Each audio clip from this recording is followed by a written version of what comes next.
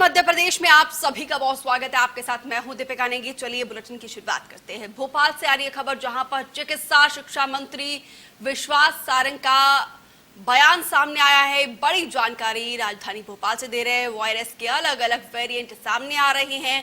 Covid protocol से ही बचाव संभव है। लगातार बड़े पैमाने पर टेस्टिंग चल रही है, ये कहना है विश्वास सारंग का। और इस दौरान पीसी शर्मा पर भी निशाना साधते हुए नजर आए। पीसी शर्मा का आचरण ठीक नहीं है। सार्वजनिक स्थलों पर कर्मचारियों को धमका रहे हैं। प्राइवेट स्कूलों की समस्याओं पर भी बोले हैं विश्वास सारंग। प्राइवेट स्कूल संचालकों की समस्या का समाधान करेंगे। तो ये बड़ी जानकारी इस वक्त हम राजधानी भोपाल से दे रहे हैं। चिकित्सा शिक्षा मंत्री का बयान सामने आ रहा है। वायरस के अलग अलग वेरिएंट सामने आ रहे हैं, लेकिन इसका एकमात्र ही उपचार है कोविड प्रोटोकॉल का से जरिए जो है बचाव किया जा सकता है। लगातार प्रदेश में बड़े पैमाने पर टेस्टिंग चल रही है, ये कहना है चिकित्सा शिक्षा मंत्री का।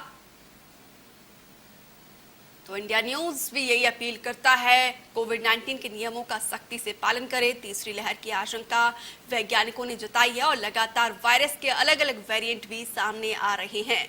इस बीच आपको कोताही बिल्कुल भी नहीं बरतनी है। कोविड प्रोटोकॉल से ही बचाव संभव है, ये कहना है विश्वास सारंग का। और हम भी यही अपील कर रहे हैं। और साथ ही साथ विश्वास सारंग ने कहा कि प्रदेश में लगातार बड़े पैमाने पर टेस्टिंग की जा रही है। अधिक से अधिक लोगों को वैक्सीनेट किया जा रहा है, क्योंकि हम सब जानते हैं कि वैक्सीन ही इस वक्त हमारे पास एकमात्र सुरक्षा कवच है। और कोविड-19 के नियमों का सख्ती से पालन करने के चलते ही हम इस वायरस से बच सकते हैं। तो चिकित्सा शिक्षा मंत्री विश्वास सारंग का ये बयान सामने आया। जिस तरीके से वायरस अपना रंग रूप बदल रहा है, ये अपने आप में चिंता का विषय है, लेकिन इससे बचाव का एकमात्र ही हमारे पास रास्ता है, वो है कोविड-19 के नियमों का पालन करना। जब भी घरों से बाहर निकले तो मास्क जरूर पहने। जो आंकड़े वो कम, देखिए, निश्चित रूप से कुपोषण एक बड़ी समस्या है और बच्चों को जो आहार मिले उसमें ऐसे मिनरल्स, विटामिन, प्रोटीन का यदि सम्मिश्रण होता है तो निश्चित रूप से उसका फायदा मिलता है। अभी कैबिनेट की बैठक में इस प्रस्ताव को मंजूरी दी गई है।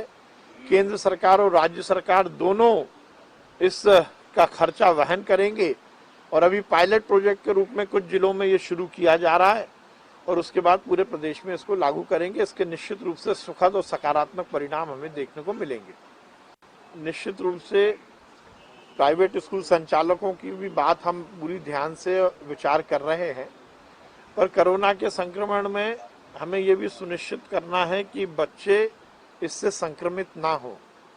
सरकार की सामने इसी तरह की समस्या है कि हम यदि स्कूल शुरू करते हैं तो कहीं बच्चों में ये संक्रमण ना फैल जाए।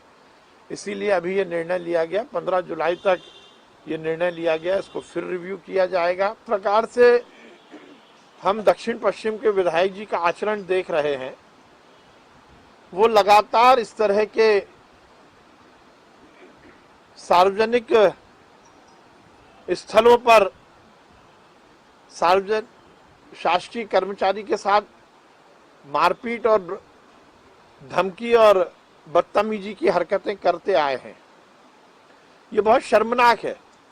कोरोना का जब पीक था उस समय उन्होंने और उनके साथ गए गुंडों ने जेपी अस्पताल में भी इस तरह की हरकत की थी और उसके बाद डॉक्टर्स स्ट्राइक पर गए थे और अब इंजीनियर के